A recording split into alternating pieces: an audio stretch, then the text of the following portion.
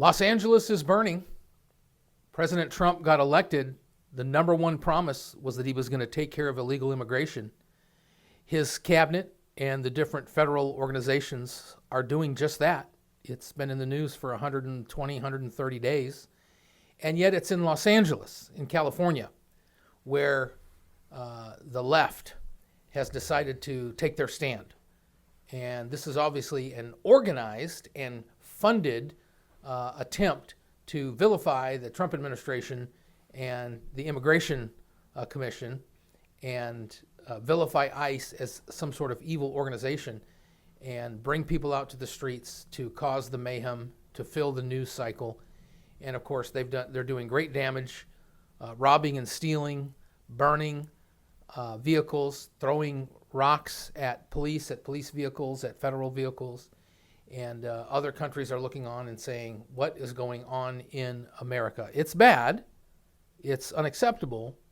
But it's not as bad as everybody would paint it to be. And not only do we have 2,000 National Guardsmen, but we have 700 Marines on the way, I believe, today to make sure that there's safety and to quell these riots. And so here we are, Episode 9, Season 5, Ice, Ice, Baby.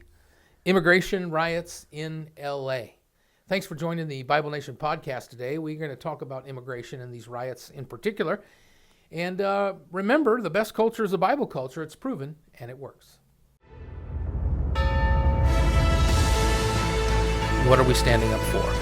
The ability, the freedom to do what's right as God defines that right. God's the ultimate author of liberty.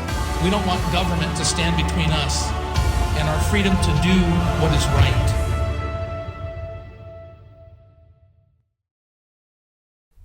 Well, is the riots in L.A., is it the fault of the immigration officers? Is it the fault of President Trump and his cabinet? Or is it the fault of people who are being organized and paid to do the bidding of leftist Democrats, a.k.a. socialists and Marxists? I mean, it's one or the other, right? Those are the two explanations. And so no thanks to the media. Many people are failing to understand the difference between legal and illegal immigration. As Americans, we've always been for the immigrant, for legal immigration. And as much, if not more than every nation, we go out of our way to make sure at our embassies around the world and at stations inside the United States that we can take and receive people who are either threatened or in danger or who have great skills and want to come here and serve in some capacity as well. And so we don't probably see this as much here in Michigan, but I was born in Southern California, raised in Southern California, and definitely lived around a host of foreigners. In fact, I lived outside the gates of Camp Pendleton in Oceanside, California, and there was probably only, honestly, 3 white kids in my class going up, 3rd, 4th, 5th grade, and by the time I was in 6th grade, I don't even know it was that. And so my best friends were Mexican and black and Pakistani and Filipino and everything under the sun, and I didn't know any different. I didn't have a racist bone in my body. I just thought these were my buddies, my pals. We played sports together. We went out to the mall together, spent the night. Our families took care of whoever's house we were at, and we were just pals. It took growing up to see that there were issues between races, and it took growing up to see that the hodgepodge of New York City and Los Angeles isn't really the rest of the United States. And so I'm sensitive to it. I don't have a problem with foreigners. I don't have a problem with immigrants. I don't have a problem with people of any skin color, right? God loves them all, and we shouldn't be intimidated. They all become Americans and add to the American experience. But we should be concerned with illegal immigration, people just walking across the borders or getting off the boats and illegally coming into our country, tapping into the freebies that we give to the needy, and therefore, putting a burden on the tax basis. In some cases, creating slums out of neighborhoods. In other cases, creating crime, even violent crime. And so the fact now that we've given them 3-4 months to turn themselves in, leave, and have opportunity to come back. The fact that in LA they were like, wow, this is really happening, and so that stirred people up, and then the leftist politicians can stir them up. They ought to feel used. And so I think this is nothing new. This has been going on for decades, but here we are at a crescendo of anger, and so these riots are spreading to Chicago, Houston, LA, big cities where they're being organized and funded. We don't even yet know entirely who that is. Is it a Soros organization, which is an anti-American socialist globalist organization? Is there money coming from Russia, China, Iran? Right? When's the best time to try to get away with something, or try to hurt the United States, or try to get the United States sidelined? It's when we're having our own issues. It's what they did during the Trump administration with all the different riots. It's what they then counter-accused the January 6 riots to be, even though they were nothing of the sort. And so I have today with me Jesse Marshall Levesque and Jackson Lee Levesque, and two of my sons that are doing a great job with the podcast, and someday will take over. But I like their insights because my insights are old. I've been doing this a long time. I've been writing on immigration and how it's part of nationhood, that you have to have borders. You have to have lines in order to have a nation. And even in my book, and Jesse, I'll just have you hold this up for the camera, if you will, while I talk, The Design and Destiny of Nations. I talk about the lines, and I talk about even language. In the Bible, there was a river that separated the Jews from the foreigners, and they had similar language. And there was a test of language as to whether or not you were a citizen or you could get across the river and in or out of the nation. And it was the word shibboleth. And the foreigners couldn't say they said the sibboleth. And it's interesting because today, Jews and Arabs basically have the same language, and they basically speak the same language, but it is the difference between the s and the sh. So it's uncannily proving true today, right? And Israel saying these are our lines, and Arabs are saying these are our lines, and that language was a test for immigration. And so not just that language was a test for immigration, but that there is a test for migration. There is a test for who gets in and who's out. There is a line, and not everybody can get in and out. There are people there enforcing it and determining who can get in and who can get out. And the ones that were lying actually had consequences, dire consequences. So this is a biblical concept of nationhood. And every nation practices it. I mean, when you look at Russia, I don't see a lot of Africans there. You know, they have some token ones. When you look at China, Japan, I don't see anybody in their electoral process that doesn't look like them. So the United States, England, even Israel, we're much better at this. We're accused the other way, and we're the fingers thrown at us a lot. But these immigration riots are not the result of the promises being kept by the Trump administration, and that is to handle this illegal illustration. This is a planned and funded, organized attempt to hold some power or to create some chaos. And so, yeah, there's outrage in LA, but the rest of the country's outraged. That's why Trump got elected. And Go I ahead. think there's a little bit of coordinated effort, coordinated or maybe not, but we have a very race-baiting liberal media who does nothing to distinguish between legal and illegal immigration, but they know what they're doing, and they're fueling the rhetoric. And so you got these, not all young, but young revolutionaries of a sort who then take up this great cause. Young revolutionaries, young rebels who can be manipulated in universities, paid for by someone. Yeah. There's a famous clip, and it's Representative AOC. Yeah.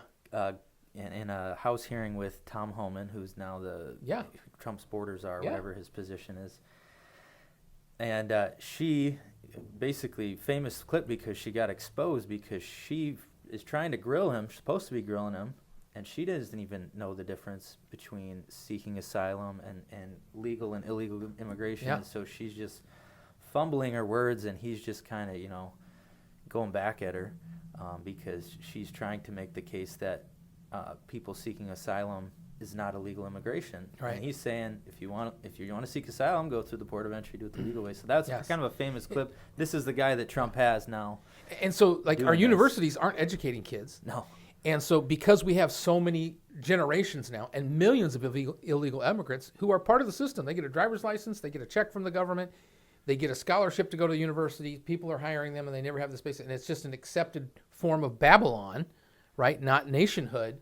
So then they can kind of feel like they can say or do whatever they want. Then they get elected. Yeah, not to And now they have a vote in Congress. Yeah, not to mention that. Yeah, I mean the voting stuff, which is not at the forefront anymore. Yeah. But all the voter fraud stuff we dealt with. I like that you said revolutionary, Jesse, because you have an LGBTQ thing, which the Pride Month is just falling apart. They say, oh, there's hundreds in D.C. It's supposed to be the international global pride, and there's hundreds, and not even all of them are gay or transgender. So, how do you get a bunch of angry white straight men standing up for gay people? Why? Because they're revolutionaries and they're getting organized and paid. And then when they get their rally, you get a bunch of people show up for their rally as well. It's kind of the same organization, same funding, same process, and so you have basically Mexican flag carrying radicals. Are they Mexican? Are they Iranian? How are you gonna know the difference? I mean, you got to have a test of language, migration, whatever. And then when you look there, you've got all these young white college girls that don't speak Spanish, but they're part of the female crowd or LGBTQ crowd, and they're out, doing that. And so you've got the same MO. To be a legal immigrant, you have to go, take your citizenship test. And so those people probably have a better sense of civics than some of the kids coming out of our schools. They say that most of our kids today couldn't pass a civics test, and that the citizens that are coming study, prepare, and when they put their hand over their heart and they say, I'm going to be an American citizen, they make the best workers. They pay their taxes. Their kids join the military. They go to the national parks. They appreciate what it is. So we're for immigration. It's good. It's part of our DNA, and we've got to have it. But when protesters are getting violent, that's insurrection. That's not free speech. Yeah, that's not free speech. Now, Jesse, you had made a point of how that's contrasted with the January 6th riots, quote unquote riots. Right. So you had even more people concentrated, and I saw a couple windows being broken, and I saw some parking barriers being pushed and pulled with cops. But I saw that was in one or two locations, and one or two locations in the Capitol building. So maybe you could probably go 4 situations, and then some people got in the Capitol building, went to offices and stole stuff, but that was the report. In other words, who knows how true that is? And they walked around, And then the only person that died was one of these quote-unquote protesters who got unarmed, got shot. Nobody said they were taking over the Capitol building. Nobody said they were going to come in and kill anybody. Yeah. They were just protesting that this election wasn't done right fairly. And they crucified Trump's rhetoric, supposedly, that they directly say was the cause of those riots, right? Yeah. But nobody's rhetoric that's fueling these riots now is being called into question. Right. So the media is part of the cabal as far as Yeah. either they think they're going to make money by making something more of it than it is, or who's behind some of these media outlets. Yeah. Media shouldn't be biased. Media shouldn't be biased. They should have rules. They should abide by them. They should be equal across the board. And I do think it's fair to say they should be, by and large, American. They shouldn't be part of insurrection. Right. But I do think they should be truth tellers, and in some cases, exposers. I mean, I think that's fair, as it goes both ways. And so, really, the riots all during, the Trump's previous election and presidency, it's the same MO as far as I'm concerned. It's the same rhetoric. It's the same backers, and it's just the timing of things. There's timing going on, and so Gavin Newsom, can the guy speak a whole sentence? I mean, he's a pretty boy. But does he have a real opinion, or is he just reading cue cards that people are giving him? Do you know that he's Nancy Pelosi's nephew? That's crazy. Talk about nepotism. Yeah. Nancy Pelosi's husband is a lawyer that represents the Chinese Communist Party and their financial operations in the United States. So we open up 1973. We open up to the Chinese. They don't open up to us. Yeah. They say they do, but it's 200% to 1. And the whole time they're trying to undermine, own property, not pay taxes, get legal representation, get someone elected into Congress that can represent them, begin to own the shoreline of California, of all this kind of stuff. And so when I see these riots, I see more than some guy going Viva la Mexico.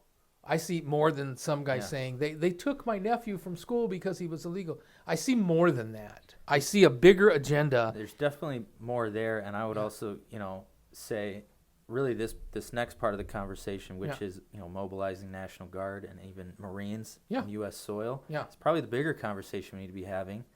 But you have to go back and talk about the fact that people don't understand what's really going on as far as immigration. And so that's why we start there. But neither's a good thing. I mean, no. If I was a president and had to unleash the Marines, to me that's watershed. That's a dire thing to do. But I think there's other people that are saying this is outside influence, whether it's Chinese, Russian, European, Iranian. All this stuff ties together to bring down our way of life and our freedoms or whatever thing, and almost force us into doing something like putting Marines on the street. We don't have federal riot police.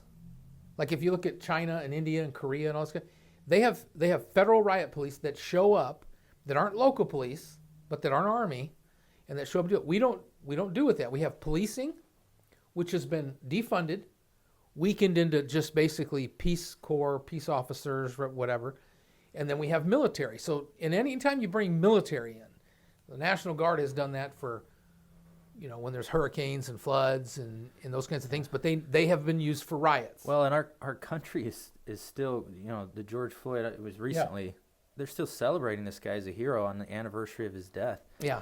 And so police are afraid to do anything, I'm sure. Yeah. Because lose their job or incite a riot. Yeah. You can't live that way. It's like like letting a toddler rule your home, because otherwise they're going to just freak out and go, no, toddler, you're going to eat this or not eat. You're going to go to bed or you're going to get spanked. Go ahead. In the 2 days of heavy rioting, there's already been 11 LAPD and California Highway Patrol officers injured, which there were 3 at the January 6th riots. Yeah. 11 already. It's going to heat up. You've seen the clips of the rocks going off the overpass, crushing vehicles and stuff. But then as far as Gavin Newsom, just to give a quick list of his highlights or lowlights. His fire response, everybody, horrible. Yeah. And the mayor. Emergency crisis response, horrible. California crime and homelessness are at an all-time high by 100, 200, 300%. Yeah. California in debt, a ton of federal money that's not accounted for at all. Right. So on the back of all this. And they're trying to get rid of gas engines. Right. If you're living in California. In a lawnmower. I mean, not just a car, but, If you're living in California right now, you'd think you'd be saying, like, we got to get this guy out. What's going on? Yes. But Gavin Newsom is a oppositional voice to Trump, and because of that, people are looking through this. I mean, if you live here in a place where it's literally on fire, there's homeless people everywhere, it's crazy expensive, and the money that's coming from the federal government is going right into people's pockets. It's not going into your streets or your neighborhood. The fires burned because the water surpluses had been shut off, shut down, and so there wasn't water available. So this kind of speaks to some of the mentality on the left. Horrible management can get overlooked to be a voice. Yeah, and then the media is helping you along, just like with the Biden administration. Right now, they're kind of holding Newsom up and talking about the National Guard. Newsom sues the Trump administration. Yeah. And he's being hailed as this hero. Yeah. And it's crazy to think, man, if I was living in that state, right, left, center, I'd be over it. Yeah. It really is it's crazy to see some of the mindset. Honestly, it's minority machines. And by the way, when you look at the hearings they just had in the Senate with the governors, it's all white governors. Right? And ain't nobody getting theirs under these white governors, but they're giving the rhetoric, the media is blessing them, and they're minority machines. And so they're being funded somewhere, somehow. And so that's why more and more the Democratic Party is becoming just an enemy of the Constitution. And Trump's going to end up saying that, right? All enemies, foreign and domestic, because we're using the term insurrection now. So this is not a light thing. like you said, that the National Guard troops, that's been done a lot. But if you go back to Vietnam, you had the Kent State shootings because of that, and that was a watershed moment. You go back to World War I, you had all the World War I vets at the White House, and they were saying, we want our pay. And it was getting to be a threat. And no generals would fire upon the vets. Why? Because of American principles. Mm. But General MacArthur, then Colonel MacArthur, came in and said, I'll do it, shot and killed some vets. And so then he gets rewarded, by the administration, which the administrations back then were socialist. Yeah. Roosevelt and all this kind of stuff. There was a lot of socialism going on. Uncle Joe Stalin, the murderer, was a friend of the United States, at that sort of time. Well, and it was interesting to see that these riots started on June 6th, kind of the anniversary of D-Day. So we go from our finest hour to not so much. Yeah. Another invasion. And I think this is going to go on because they're trying to make it spread. The news media is trying to cover it as such. But, with the people we have in office are pretty hardcore about it as well. And I would say there'd be some probably military officers of the Biden administration that would say, I'm not going to participate and, give up their things. But most military officers are saying, this is our opportunity. Let's get rid of the illegal immigration and let's get to the bottom of who's behind it. So people in the FBI and all that can investigate that. Do you think Biden would have called in the National Guard? No. It's hard to no. imagine he would have. No, they built fences around the White House. Yeah. We're going to protect the White House. And they said these MAGA crazies are going to do this. And but our nation is getting more divided like this. There are some MAGA crazies. There are some white nationalists that are organized. You know what I mean? But you don't see this kind of stuff. So yeah, it is. It definitely is a watershed moment in time. We have to look back at when these kind of things have happened in the past and what's being played. And almost always in every case was we're dealing with Marxism, communism, socialism being paid for and organized. Red organization, unless you totally undo it, it's always going to be there coming against us. It's kind of a fifth column. It's not the Air Force, but it is culture attack. That's why the Bible Nation Society is about a Bible culture. And Russia, although it talks about orthodoxy, is a communist culture, which is a godless culture. Mm-hmm. Islam says it's a God culture, but it's a different God culture. And so we have the best culture, but the culture is being attacked. And that's why we're here kind of trying to say these things. America's on display. I mean, if you were European right now, Jesse, what would you be seeing and, through the lens of the media and stuff? And would you cancel your vacation to Miami?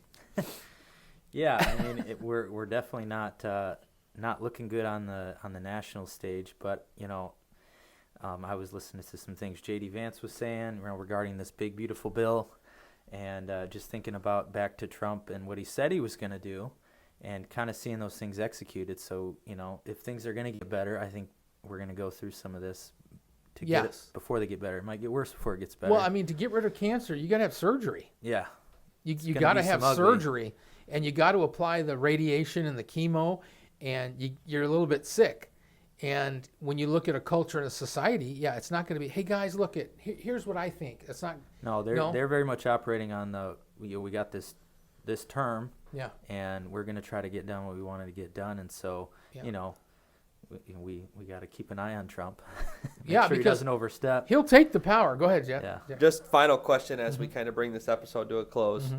Do you guys think, if not handled properly, this could spread to other metropolitan areas? I think it already is. I know LA's primed for it, but I think there's an attempt to do it. I think you have enough, at least half governors that are already saying, okay, we're already being preemptive about this. So and then some Democratic governors are going to we're not going to do this. So I think you'll have 2/3 of the country that they kind of handle it, but there will be a third of the country with blue governors. Yeah, you got your Chicagos and New York cities that you just, that try to manipulate. But you got Ton Holman. You've got, what's the gal for Department of Homeland Security? Yeah. Someone asked Holman, what are you going to do with these kind of governors and these people who are really trying to stop you from doing these things? And he just kind of smiled and said, wait till you see what's coming. Right. So, who knows? He said arrest him. And Trump actually said, I think Holman should arrest him, whatever. So it's a scary time. It's a watershed because we have to deal with it. But, anytime we've been in war, I mean, think about World War II. We just basically rounded up all the Japanese. that had been here for generations. Yeah. And then they joined the army and fought bravely. They were some of the most wounded, strong fighting battalions in Italy in World War II. So, think about the Civil War. We declare martial law, and so it could get ugly, particularly because if I was China, I'd be going, okay, maybe now is our best chance to take Taiwan or whatever. So I think that's what it is. I want to say that really I'm for protest. I'm for organized, funded protest, but it has to say something. It has to have it's supposed to be spoken. I'm for assembly, speech, publication, thought, doing that. Even sit down and be arrested and sing Kumbaya or We Shall Overcome or something. That's what Martin Luther King did with great effect, right? But anything that becomes violent is not free speech. And so I think that has to be clear. I think there's young generations that don't see that. They're saying our free speech is being violated because you were out there with a mask and a helmet and a backpack, part of an organized thing, throwing rocks and Molotov cocktails and smoke and shooting guns and all. You're being violent.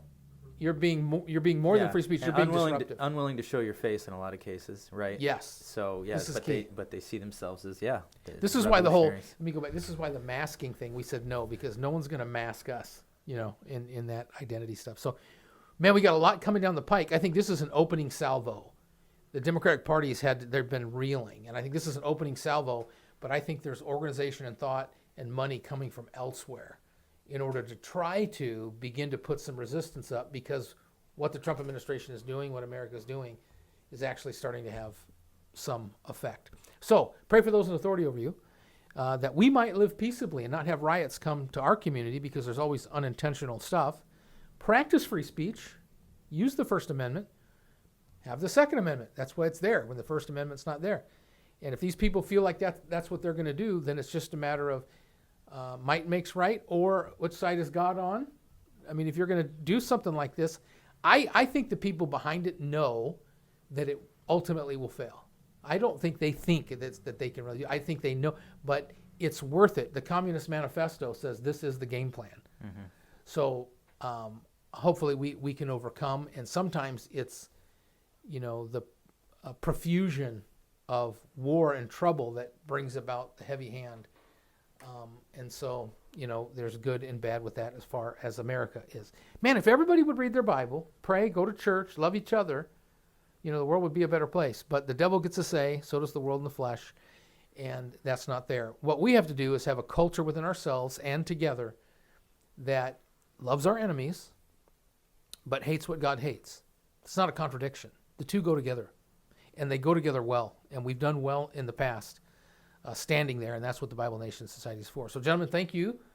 Episode 9 here in the books, and we'll be back very soon. We want to cover all that's going on in Israel today. So, folks, thank you for joining the Bible Nation Society podcast today. Remember, the best culture is a Bible culture. It's proven, and it works.